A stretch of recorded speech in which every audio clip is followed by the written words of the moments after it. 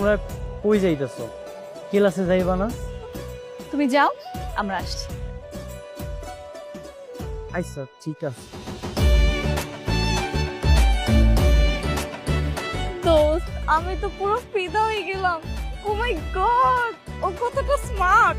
Excuse me, all credit goes to me, কারণ আমি ওকে ওই ড্রেসগুলো গিফট করেছি। ওকে, থ্যাংক ইউ দোস্ত, তুই তো বান্ধবীর বয়ফ্রেন্ডের জন্য এত কিছু করবে তো ভাবতেই পারি নাই।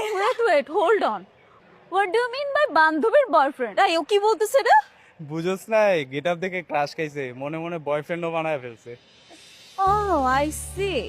আমি এখনই যে প্রপোজ করব।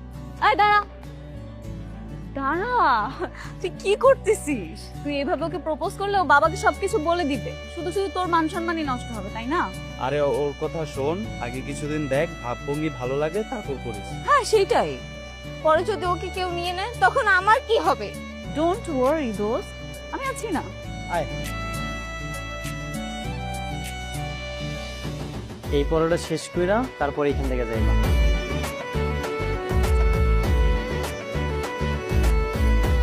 সুজো, সুজো, তুই একটু অন্য রুমে যা তো। আমার আমার একটা সূত্র বুঝতে হবে তো, আমি এখানেই পড়বো। কেন? দুলাভাই কি তোমার স্যার নাকি যে তোমার তার কাছে সূত্র শিখতে হবে? তোকে কৈফিয়ত দিতে হবে আমার? আমি তোর বোন, আমি যা বলবো তুই তাই করবি, যা।